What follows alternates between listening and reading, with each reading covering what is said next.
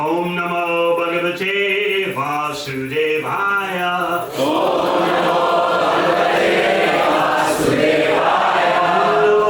Bhagavate Vasudevaya. Om Namo Bhagavate Vasudevaya.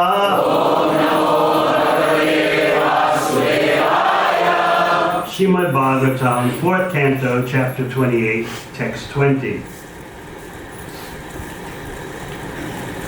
Prabodhayati mavidyam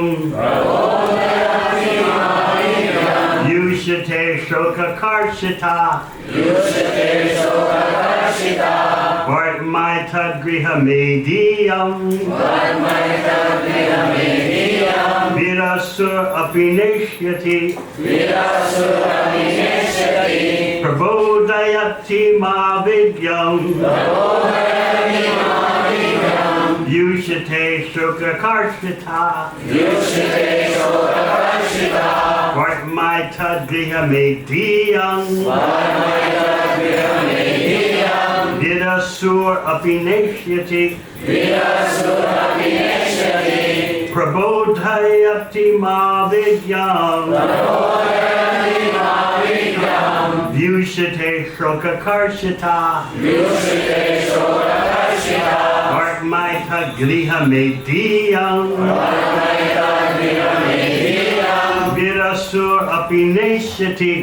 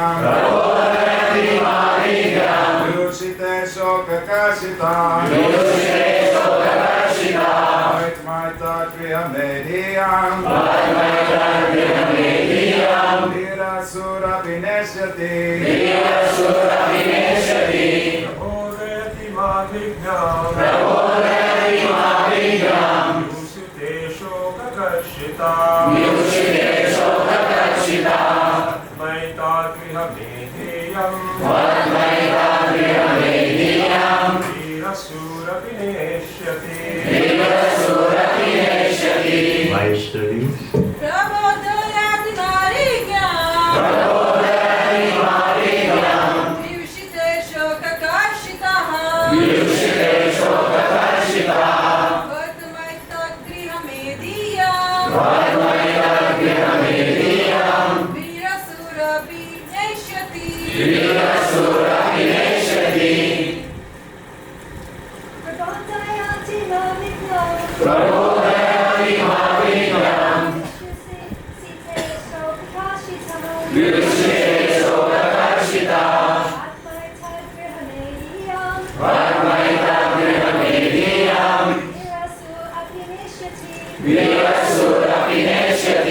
Prabodhayati gives good counsel.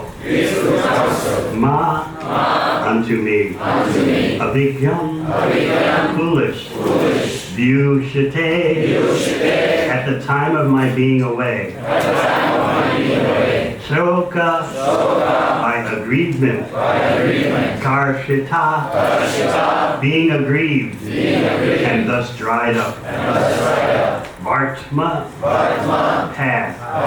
Eta this. Grihamediyam of household responsibilities.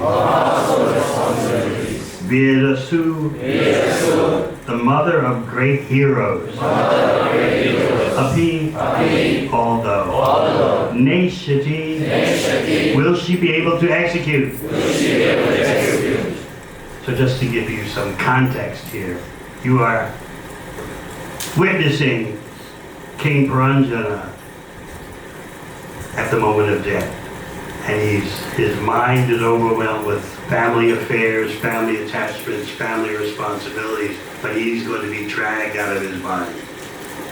So it's a very critical scene.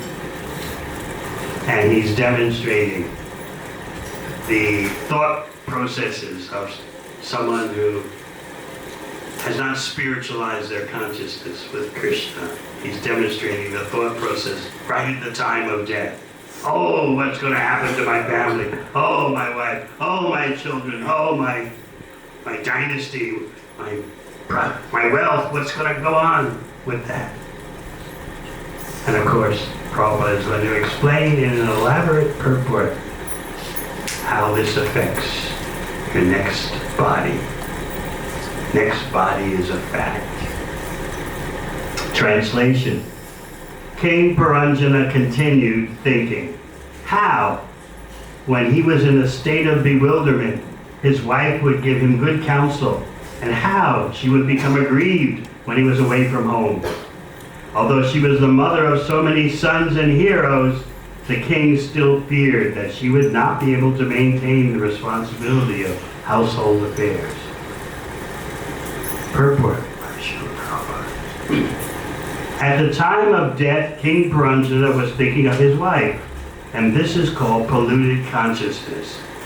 As Lord Krishna explains in Bhagavad Gita, Mamaivam sho jiva loke, jiva bhuta sanatana, manashastan indriyani, prakriti stani karshati. The living entities in this conditioned world are my eternal fragmental parts. Due to conditioned life, they are struggling very hard with the six senses, which include the mind. The living entity is, after all, part and parcel of the Supreme Spirit, Krishna. In other words, Krishna's constitutional position and the living entity's constitutional position are the same qualitatively. The only difference is that the living entity is eternally an atomic particle of the Supreme Spirit.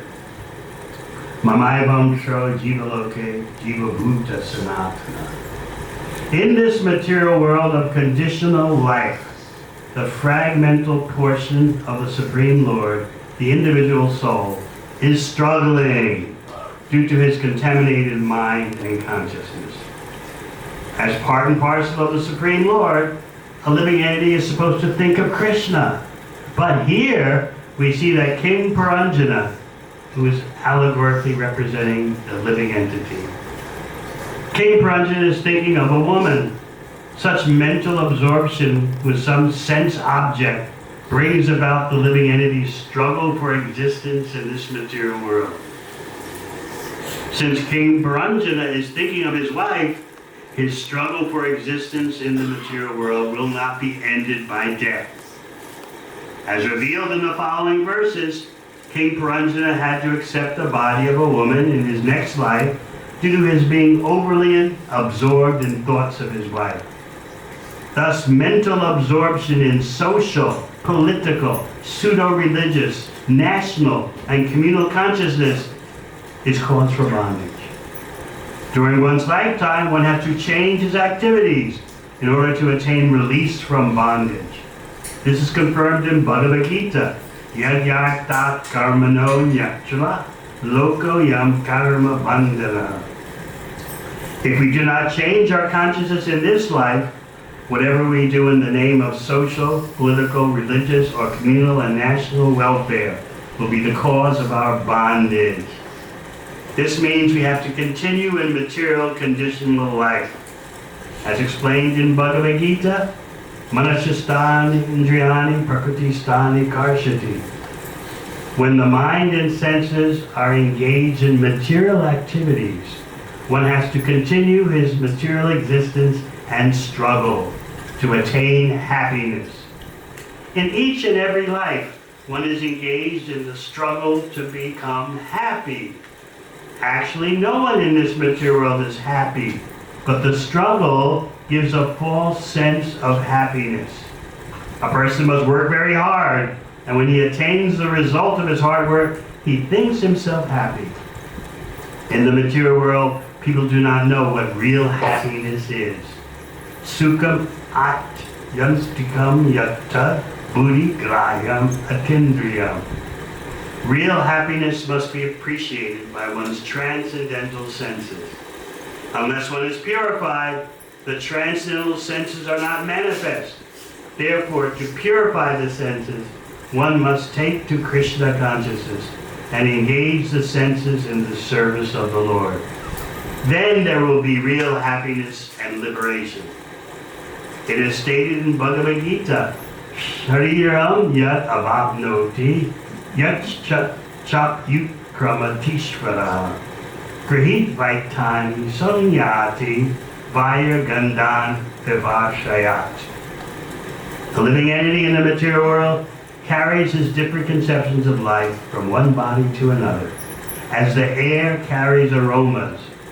If the wind passes over a garden of roses, it will carry the aroma of roses. And if it passes over a filthy place, it will carry the stench of obnoxious things. Similarly, King Paranjana, the living entity, now passes the air of his life over his wife, a woman. Therefore, he has to accept the body of a woman in his next life. Translation again.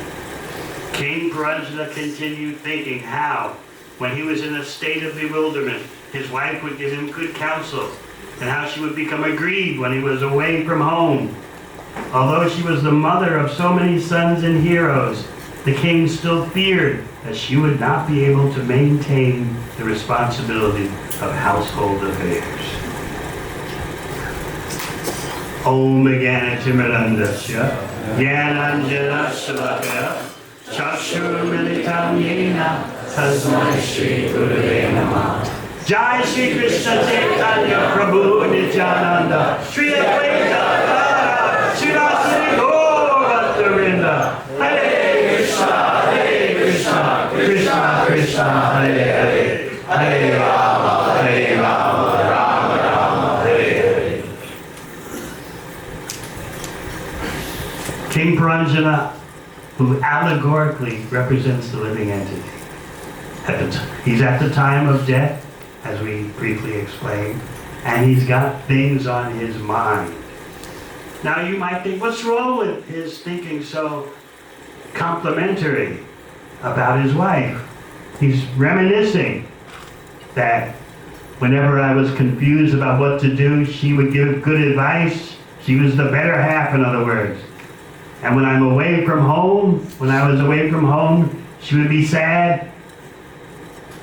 Everyone likes to be missed. Everyone likes to feel they're special. So he's reminiscing. She was special. She treated me specially. She was the mother of so many of my heroic children. How will she carry on without me? Even though she's so qualified, how will she maintain the household affairs?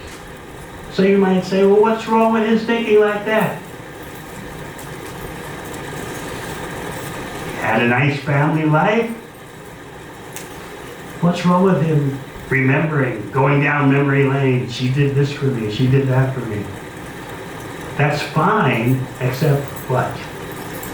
This is the time of death. That changes. That's the game changer. So Prabhupada is giving such an elaborate purport about contaminated consciousness. He's not simply talking about family affairs at the time of death, the attachment that is so strong and predominating the consciousness at the time of death. He's talking about social consciousness, political consciousness, national consciousness. All these things are considered contaminations. The bodily concept of life. And at such a critical moment, as the time of death, this is bad news. Because according to your thoughts, at the moment of death, you get the next body. So we get information in the purport about struggle. We're struggling due to our contaminated mind and consciousness. I was speaking to some youth from West Sydney yesterday, and one very bold youth, he felt so inspired to declare that he was At the age of 21, he was perfectly happy just doing material activities. He didn't have to work hard, he had money, he could game all day long. Why did he have to think he's not happy? I tried to explain that for that so-called happiness, you need money. And to get money, you have to work. And that so-called happiness, not only is it insubstantial, I tried to point out to him, this is inferior so-called happiness. Not only is it insubstantial, but it's temporary. But, like today's society, he was so absorbed in now. Now, at this moment, I feel good. Now, at this moment, everything is going fine. Now. This is the gift of Maya. That you lose your focus on where your life is going. You lose that completely, and you're just caught up with temporary stimulations right now. Temporary success right now. And the influence of Maya is so great, you don't even consider you could be kicked out at any moment. I've been talking to lots of IT people, IT devotees. For 20 years or so, they were riding high. In the USA, all the Silicon Valley chieftains were advising the young people, just go to school and study computer science, be a coder, income is guaranteed. Starting off 100,000 US a year. We don't have enough coders, this is the problem. In order to compete internationally, we must have more coders. Everyone should do that. It's a lucrative career for all. Guaranteed success. Bring in the Bharatiyas. We need more of them. They're smart people. More coders. Plenty of work for everyone. And now what's happening? The AI monster is gobbling up all the jobs.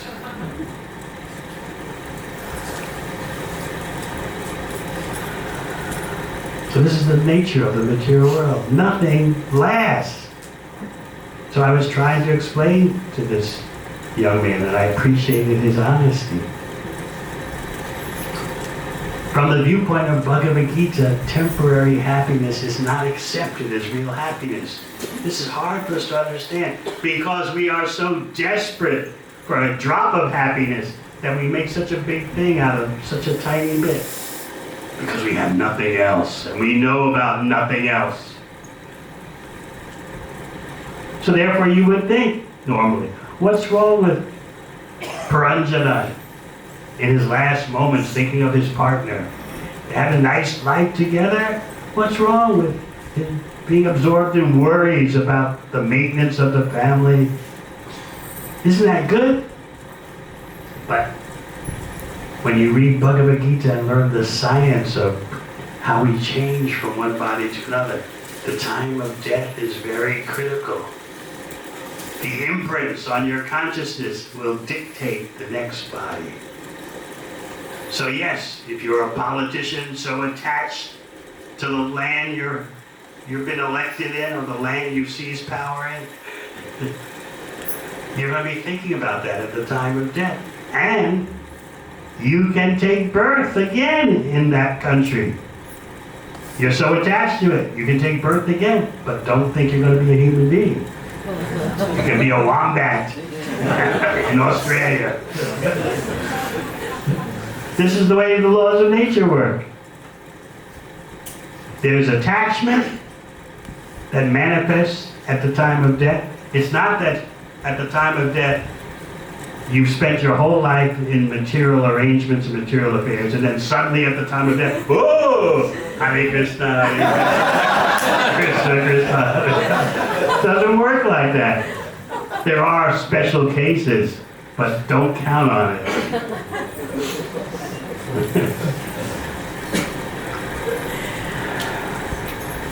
At the time of death, the sum total of consciousness throughout your life is pressing on you. So therefore, the advantage of spending a life in bhakti is that will be the sum total of your consciousness at the time of death. Because during your life, you've been always thinking how to please Krishna, how to serve Krishna. And there's a fail-safe, there's a safety check. If you become overwhelmed at the time of death by the physical disruptions, the whole mental anxiety, do you think Krishna will forget all the service you've done? No. He'll force himself into your mind out of reciprocation. So this young man, I appreciated his honesty. He was very dramatically and wonderfully representing the Kali Yuga mindset. I'm feeling good right now. Isn't that what it's all about? I've got money right now. I don't have to work hard right now. Everything's going my way. I can game all day and all night. Isn't that what it's all about? I had to inform him, no, that's not what it's all about. So again, two levels that we critique material happiness. On two levels we critique material happiness. The insubstantiality, the shadowy nature of the stuff, and its temporariness, gone in a flash. But because we're contaminated, we cling to such an inferior experience. Not only do we cling, but we get very defensive about it. Swami, are you trying to say there's no material happiness? Are you trying to say that we should neglect the body? Are you trying to say that we shouldn't do anything for the body? People become so defensive that they mishear what you're saying. You're saying we should neglect the body. No, I said we're not the body. I didn't say neglect the body. You're saying we should never try to be happy. I said, I didn't say you should never try to be happy. I said you should understand what is real happiness. But the pressure of the moment, the imminent moment, is so great that it's very difficult to see beyond it. How do I feel right now? Am I in anxiety right now? Am I happy right now? What am I doing right now? Am I following my passions? That's an important thing today. Be passionate about what you do. Are you following your passions? Are you with the right person? You have to constantly ask that question. That's part of Kali Yuga. Never mind married or not. Am I with the right person? How do I feel about it right now? Am I doing what I love? Right? All day long this goes on. Mental checking. How does this feel to me? You wake up in the morning, first thought, am I happy? How am I going to be happy today? Meanwhile, life is such a struggle with the mind and senses. But if we get some achievement after such a struggle, we think that's happiness. We forget about the struggle to get the so-called happiness. And then the so-called happiness is gone. So I briefly began to explain about hedonic adaptation. Many of you have heard this before. Hedonic adaptation is a fancy sociological term for chewing that which has already been chewed. Whatever so-called thrill and happiness and delight you get, whether in workplace success, sense gratificatory activities, recreation, joys, the thrill fades, and therefore you have to try something else. The social scientists know this. They know because of time, the time factor. The thrill will fade. Whatever is exhilarating today will be ordinary tomorrow or will disappear tomorrow. You'll adapt. So today, this is wonderful, this is awesome. That same thing becomes the same old thing the next day or the next month. And then you get frustrated, you get angry, you blame others. Where did the love go? Where did the thrill go? And then you become aggressive to expand your material imprint, your material footprint. Okay, I'm not feeling completely happy now, but if I get this, and if I get that, and that, and that, and that, it goes on and on and on. So that's hedonic adaptation. So what is the materialist solution to that? They know about this. Chewing the chewed, as Prahlad Maharaj said. Prahlad, 5-year-old boy talking to his schoolmates, he told them, chewing that which has already been chewed. You think, if it's already been chewed, the flavor is gone. The flavor may have been there at first, but you have chewed and chewed and chewed the chewed. The flavor is gone. That's hedonic adaptation. But that's not the only problem. What's the other problem social scientists recognize? It's called the satisfaction treadmill. Let's say you stumble upon something wonderful. You have a wonderful experience. Oh, that was so great. That was awesome. That was magnificent. Oh. What happens? That becomes the dictating experience of your life, and you can't be satisfied with whatever happened before. You fixate on that peak moment. That becomes the new standard. And therefore all the other things you did in life fade into the background, even though they might have offered you some temporary happiness. Now they seem like nothingness because you had a peak experience. So that peak experience becomes your enemy. It dictates that this is the real thing, and what you were doing before you can't be satisfied with. So you're on the satisfaction treadmill. How many of you have used a treadmill at a fitness center? You're on the treadmill and you're running, but you get nowhere.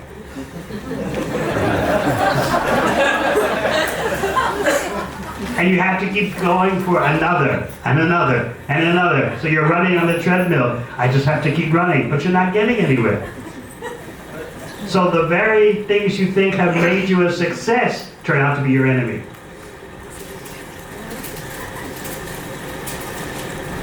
When you can be an athlete especially, or an entertainer, and you've been successful, you've had some successful moments. You can't, when you retire, which you have to, or until nature retires you, you can't live because where are the peak moments?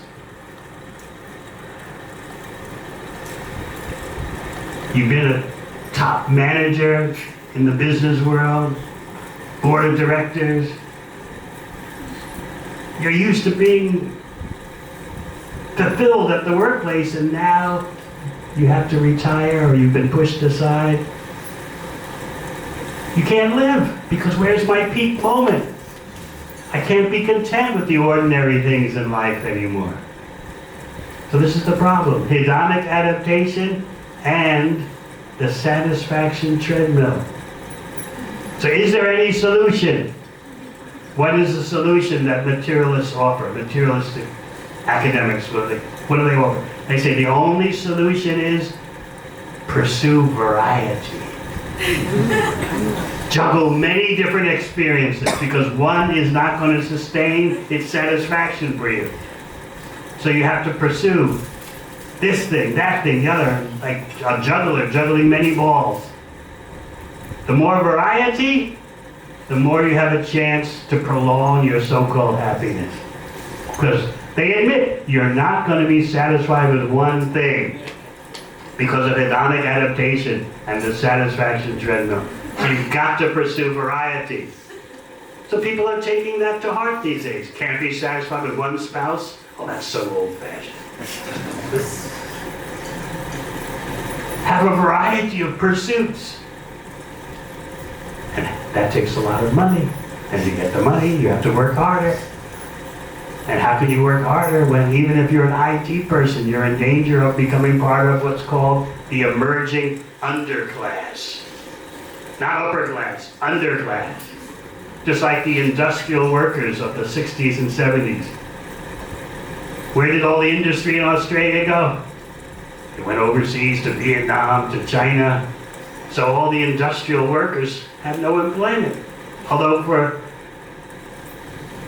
40 years or so, 30 years or so, to get an industrial factory job was considered to be stable, and you'd be a lifetime employee all your years. Just dedicate yourself to the factory. It's all wiped out. Then the IT boom came. The safest position in the material world. Now what's happening? I talked to so many devotees. They said, I asked, is there fear in the IT world of devotees? Yeah, everyone is afraid. Everyone is waiting. The head count. Downsizing. And then once you're out, how do you get another job?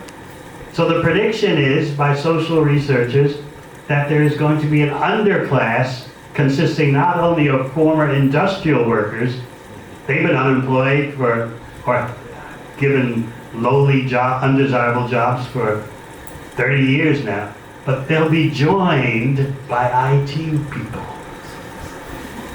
So the underclass will be the industrial workers and the IT wallahs. What to do?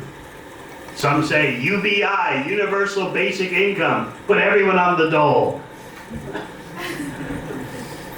That's the best solution they can come up with. Give everyone a little bit because there's not going to be work for everyone. I remember 25 years ago, a former Prime Minister of New Zealand was talking to me about the plans for the world. I asked him, he liked devotees, so I was discussing with him. I said, tell me, what's really going on? He looked at me and said, young man, although we're the same age. Young man, what's a Hare Krishna like you asking me a question like that? And then he went for it for 2 hours. Said, we've got to find a way that people can think good of themselves even though they have no job. Because there are not going to be jobs for everyone in the future. So we have to figure out how each person can feel a sense of self-worth even though there's no employment. He told me a lot of things I won't go into today. So that's what's happening now. There's not going to be work for everyone. So how are people going to feel a sense of self-worth? So you have this huge underclass emerging, and that's the talk of the town now. How to handle that. The underclass, as I said, is composed not only of the factory workers. That what factories and industry went out of style in the first world countries, went out of style ages ago. Now it's the IT workers. They invested so much money in their education, taking out loans. How are they going to cope? So the only idea that seems to be popular is UBI, Universal Basic Income. That means it's like living on the dole, pennies, paisa.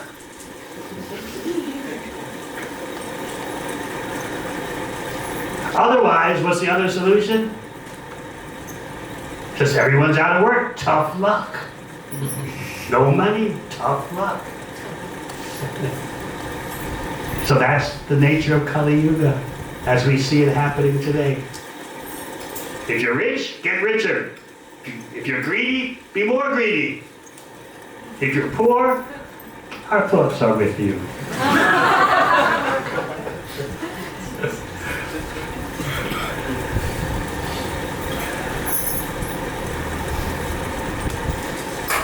So what happened to the temporary happiness?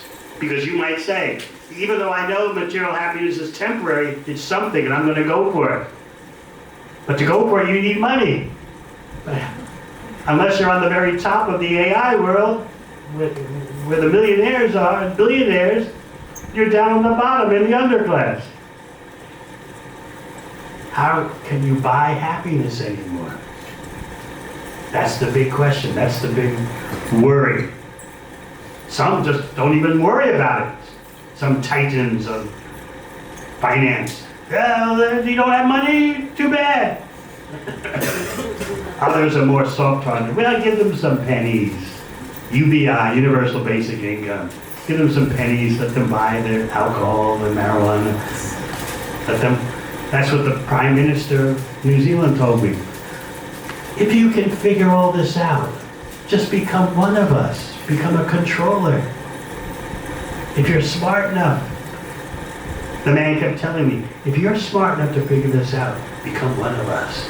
Otherwise, don't worry about it. Watch your sports, your cricket, social media, internet. Don't worry about what the government is doing. But someone has to be in control. If you're smart enough, become one of us. And then he confessed to me. He said, I used to be an idealist and think this was, like Bhagavad Gita says, demoniac. But then I realized someone has to be in control. So what he said is exactly what's going on.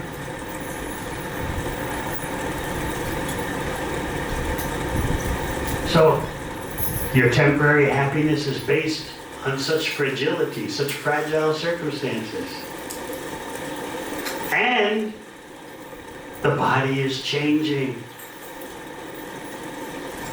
Why don't we feel that? Why don't we feel that we're in the process of changing one body for the other?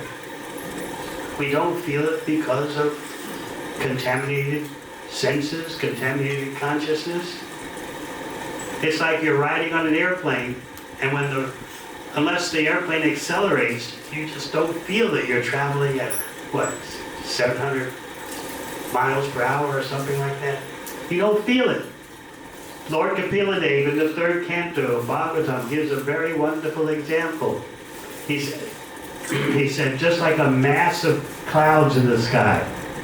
Sometimes there are these big puffy white clouds in the sky that they just look like they're hanging there eternally. The clouds are not aware that a sudden gust of wind can blow them out of the sky and finish them. Similarly, the conditioned soul is not aware of the time factor, which forces him or her to change one body after another. We don't feel it. But hearing Bhagavad Gita continuously gradually develops in you a feel for the fact that you're always in motion. The body is undergoing constant transformation. What will the next body be? But in order to have the fool's kind of happiness, you can't think. And that's what this society is doing to people. They can't think. So we feel compassion for this. They say, why worry about the next life? You're taking the emphasis off the now. And that's considered a maha-aparad. You're getting people to not pay attention to the now. And they're worried about some pie in the sky next life. What about now? How can you enjoy the moment now if you're just thinking, what will my next body be? You're doing a public disservice by distracting people with this other world stuff.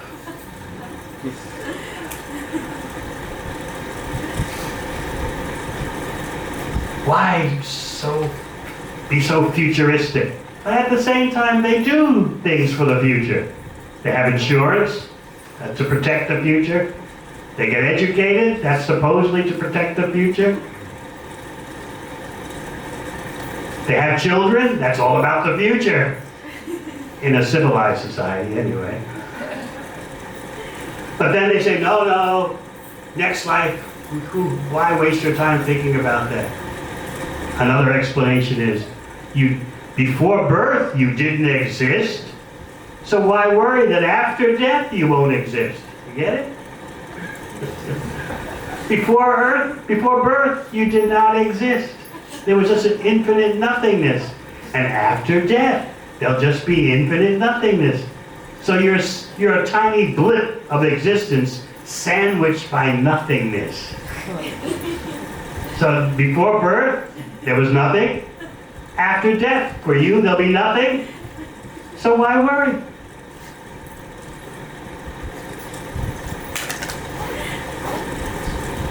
What do you think?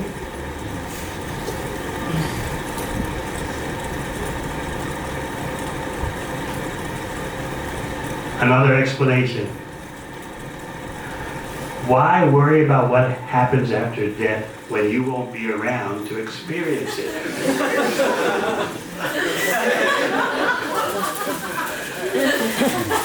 At death, you don't exist, so you won't be around to experience death. You'll be finished. So why worry about it? And then you come to the grand conclusion. The universe is just it. It just exists. That's all. No meaning, no purpose. Just the brute fact that the universe exists. That's it. Nothing deeper than that. Why are you trying to be like children afraid of the dark, making up purposes and meanings to life? Or, looked at another way, that's the only thing you can do, is manufacture your own purposes and meaning. Because the universe has no meaning. So in this short life that you have, yes, make your own meaning. That's the only thing you can do, because there's no overall meaning. So this is how materialists live. And this is how they become addicted to temporary happiness, because that's what it is. And so you're wondering, why don't people think about Bhagavad Gita? Bhagavad Gita's got all the answers, right? But what's the use of answers when people don't have any questions? So we've got the answers. Bhagavan Uvacha. But people, I don't have any questions. I'm just worried about finding a job in the IT world. That's it. So this sense of constantly changing is imparted by Bhagavad Gita and Srimad Bhagavatam. Otherwise you won't get it. You won't think about it, first of all, and then you'll base all your assumptions on the fact that the now is what is. We do a little bit for the future, insurance policy, educate the children, but you're just so dominated by the present moment. You can't see through it.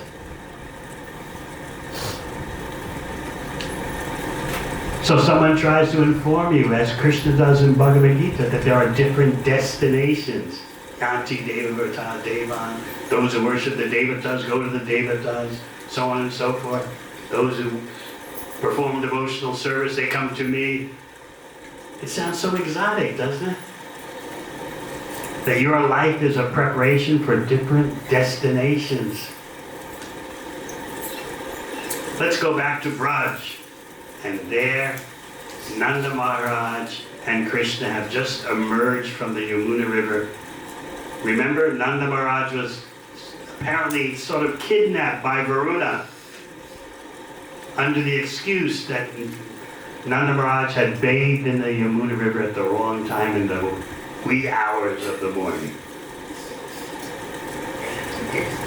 It was just an excuse for Varuna to grab him, take him through the water to the kingdom of Varuna, the Devata in charge of the oceans. Because Varuna knew, I take Nanda Maharaj, who is going to come? Krishna. So you would think, how offensive. But no, Krishna didn't take it as an offense. Krishna took it that he wants to see me so much. Whereas in the case of Indra, that's a different story. You can't compare the two. When Indra attacked Vrindavan, that was an offense. But Varuna, Krishna understood with Krishna's omniscience. He just wants to see me. So you know what happened with Nanda Maharaj and Krishna in the watery celestial kingdom of Varuna. Varuna worshipped Nanda Maharaj, worshipped Krishna. And Nanda Maharaj was watching all this. And then when he was released, when Krishna took him back through the Yamuna water from the watery kingdom of Varuna, took him back to the shore of the Yamuna. It was still before sunrise. All this happened very quickly. That's when Nanda Maharaj started thinking, I can't believe it. Varuna was worshiping my son? In other words, Nanda Maharaj was so overwhelmed by the sweetness of Vatsalya prema, parental love of Krishna, that he, even though he saw the opulence of Varuna and Varuna worshiping Krishna, he couldn't put it together. He couldn't add 1 + 1 = 2, but my son is the Supreme Personality of Godhead. He couldn't think that way. Why was Varuna worshiping my son? Varuna had such majestic opulence, but he's worshiping my son. So naturally, Nanda Maharaj told all the elder cowherd men, let me tell you what I saw. And what did the older cowherd men start thinking? Sometimes it happens in Braj Leela. Maybe Krishna is the Supreme Personality of Godhead. Garga Rishi said to Nanda Maharaj, you'll have a son like Narayan. Maybe he is Narayan. So you're thinking, uh-oh, they've lost the plot. They're not supposed to think like that. They're supposed to be drowning in spontaneous love of Krishna, in which they never think Krishna's God. But it happens at brief moments. And in that brief moment, though, they didn't lose appreciation of their rasa with Krishna. It's an amazing situation in which they were speculating. Maybe he's the Supreme Personality of Godhead. But still they thought, he's our Krishna. He's our little boy. So while speculating, maybe he's the Supreme Personality of Godhead, they thought,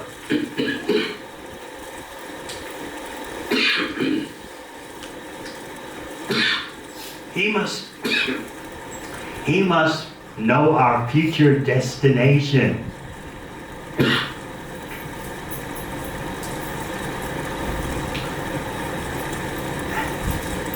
Nanda Maharaj, your son should show us what our destination is.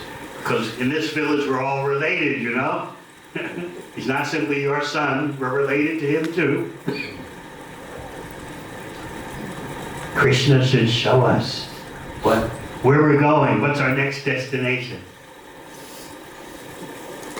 You see, in the simplicity of their rasa, paternal love for Krishna, they thought that higher than Vrindavan is Brahman, and higher than Brahman is Vaikuntha. So they were hoping Krishna will show us Brahman and Vaikuntha. He has such powers. We want to understand what's beyond Vrindavan.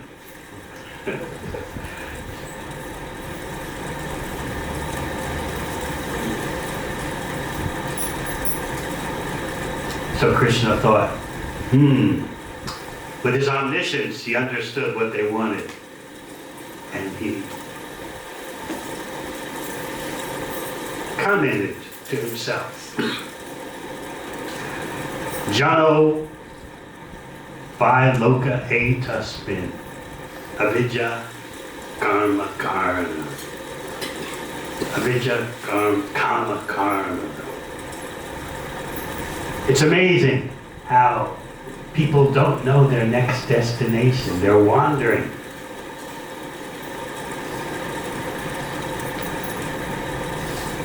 Due to desire.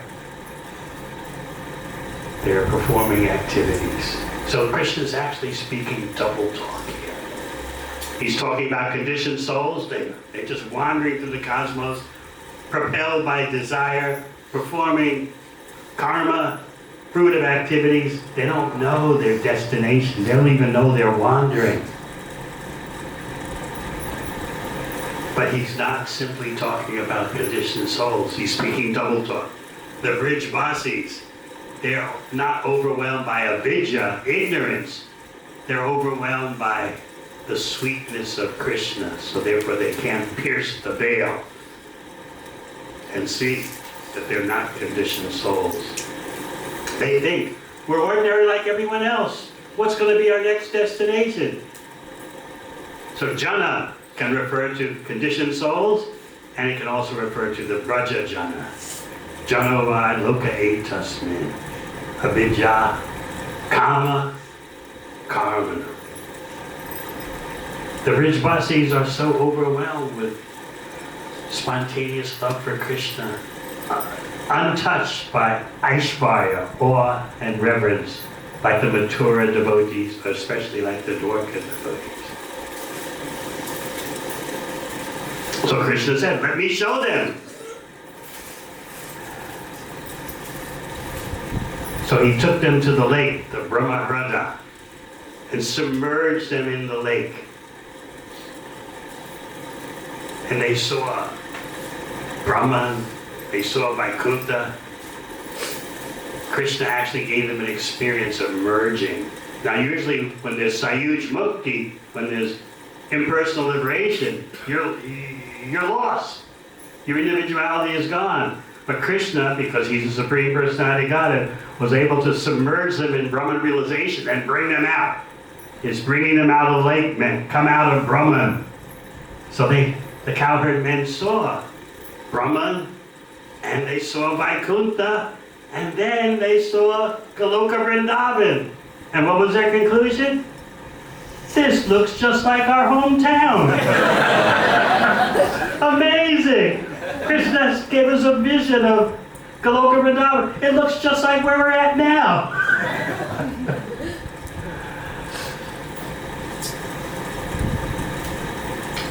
Then let's flash ahead to when, fast forward.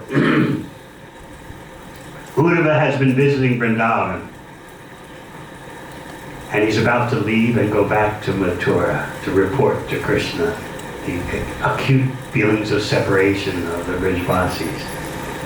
So Nanda Maharaj and the cowherd men and cowherd people are saying farewell to Uddhava. He's on his chariot about to go back to Mathura. He was on a mission sent by Krishna, as you know, to witness the feelings of separation felt by the Brijvasis, because the Mathura Vasis were thinking, there's nothing like the love we have for Krishna. So Krishna is telling Uddhava, go see for yourself that nothing matches the Brijvasis in their love for me. So Uddhava was about to go back to Mathura after having spent time in Braj. And so the Brijvasis are feeling so grateful to him for his bringing memories of Krishna to ease their separation. So they're giving him gifts.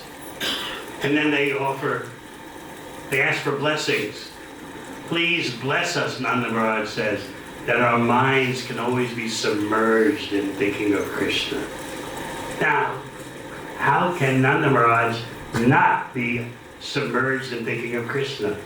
But he's feeling that way due to intense, impending separation. We must not love Krishna enough, therefore he's gone.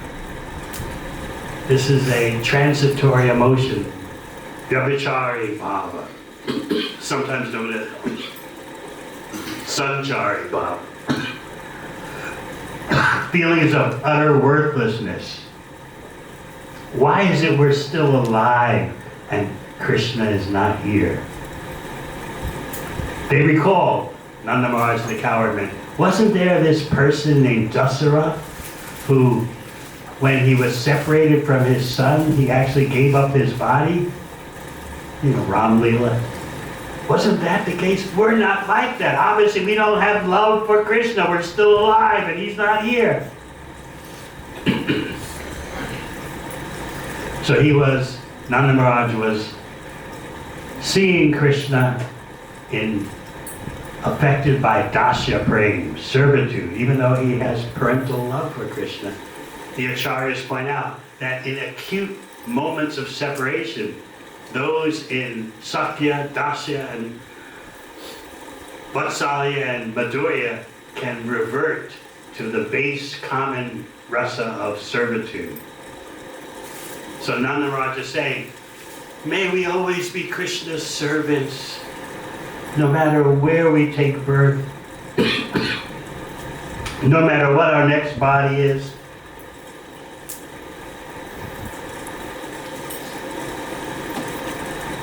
Balaram also, same thing happened to him in the Brahma Vimohana Leela.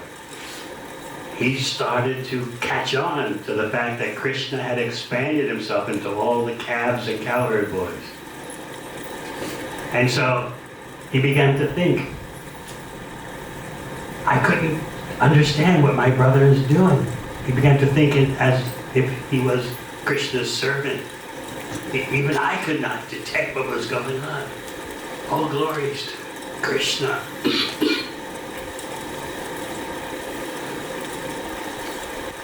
Balaram is usually in friendship rasa. But this, due to the circumstances, servitude rasa overcame.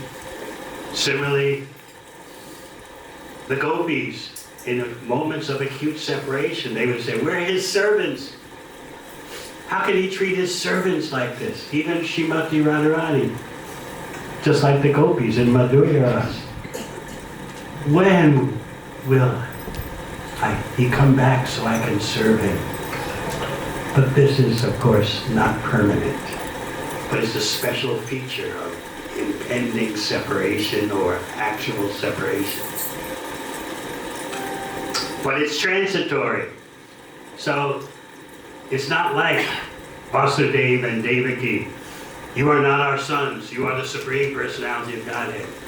It's not like Arjuna. Forgive me for treating you so friendly. It's not like that.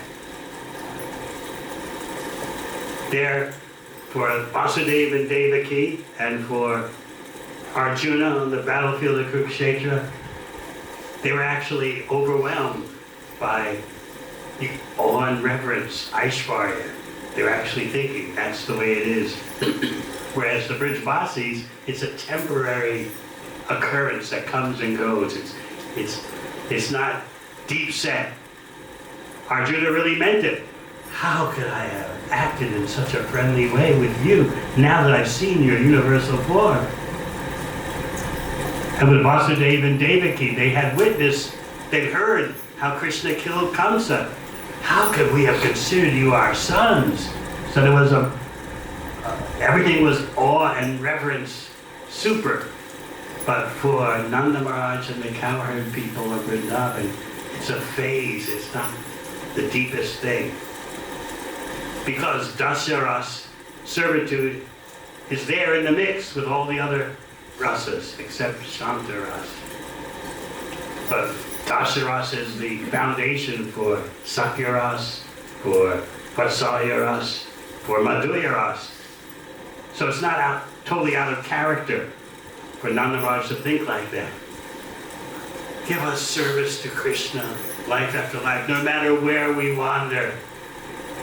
Karma dear, Brahmayamananam, he says, tell Krishna that wherever we wander, pushed by our fruitive activities, may we always have love for him, developed by our charity and good works. How does charity and good works bring you love of Krishna?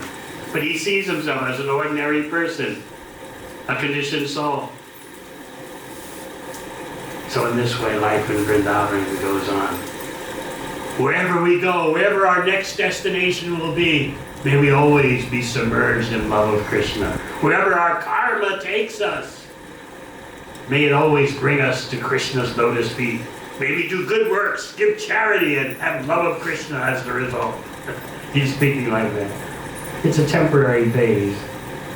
And we're still alive, unlike Dasarath. We heard about this person, Dasarath. He had a son, and the son was in a distant place, and Dasarath gave up his body. But we're still alive. Something must be wrong with us. And then Krishna, he's in Mathura, and Vasudeva and Devaki are treating him as their son. We must have made an offense. We must have not loved Krishna enough. And now he says, Vasudeva and Devaki are my mother and father. Oh, this is all our fault. So all this is going on as Uddhava is preparing to leave Vrindavan and go back to Mathura. So at least the Brijvasis have some understanding that there's life after life. Even though they're not conditioned souls, they think themselves subject to changing bodies, changing destinations.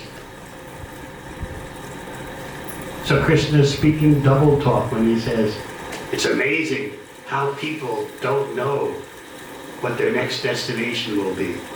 He's referring to conditioned souls, and he's referring to his own Brajvasis. They don't understand, they're always with me eternally. So let us become more destination conscious. That's a part of bhakti, not to live aimlessly and uselessly. Prepare for your next destination. If we say prepare for your next job, prepare for your family life, everyone, yeah. Prepare for your next body. This is our unfortunate thinking. So the Brijvasis are showing how to be submerged in thinking of Krishna. Actually, one last point. There's a Vrindavan in every universe. So the Brijvasis have expansions, but they don't know it. They don't know that they're expanded into countless universes, into countless Vrindavans. Think about that. All right. Any questions? Yes. Maharaj, thank you so much for a wonderful class. At the time of death, should we be thinking exclusively of Krishna, or should we think of Radharani as well, or should we think of Seva to Radha Krishna? Take your pick.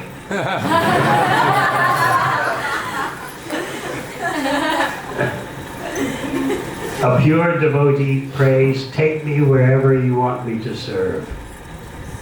A pure devotee considers that he or she is unworthy of the spiritual world. At the same time, you're thinking of Krishna, but you consider yourself unworthy. So you're praying, take me where you want as best for your service. That's what Lord Chaitanya teaches. Mama Janmini Janmini Israel. You chant that in the morning. You're not thinking of what you're chanting? Bhavatad Bhakti Rahaita Kitwe. Birth after birth, I don't mind as long as I have service to your lotus feet. So, service to the Parampara, service to Lord Chaitanya, service to Radha and Krishna. Just give me the service. I don't, whatever destination, that's up to you. However you want me to serve, where you want me to serve. Just like when Srila Prabhupada, in his last year with us, naturally all the devotees wanted him to stay, not to leave us. And he gave the famous prayer, my dear Lord Krishna, if you so desire, please cure Srila Prabhupada. So even in such a situation of his leaving this world, he taught pure bhakti. If you so desire, Krishna, please cure Srila Prabhupada. He made sure we prayed like that.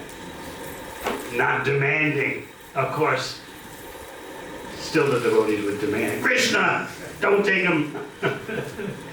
But he, as a perfect acharya, taught the pure devotional response. So what you want is life after life of service, no matter where. Goloka Vrindavan. If you think like that, actually, even in the material world, you're in Goloka Vrindavan. Think about that.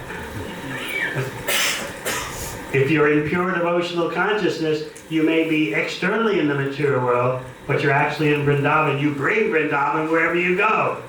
That's the secret of Vrindavan everywhere. Think about that. Yes. You have to speak loudly. Hare Krishna Maharaj, thank you so much for your class. And my question is... Thank you so much for your class, Maharaj. And my question is second part of previous question. So when Srila Prabhupada left his body, some of devotees in ISKCON, they started praying like, Krishna, I just want to, verse after verse, help Srila Prabhupada. And I just want, in next verse, also become his servant wherever he will spread Krishna consciousness. And when our spiritual masters started leaving their material bodies as well, some devotees, some disciples, they also like pray, like Krishna, he is very, very far, but I personally serve Prabhupada or spiritual master, so my desire like to in next life continue in the same position. And my question to you, Maharaj, just please share your opinion, like is it correct to pray like that? Or Krishna is the property of his devotee. Therefore Bhaktivinoda Thakur says we are running after the devotee shouting Krishna, Krishna. We're not running after Krishna directly. That's another secret of success.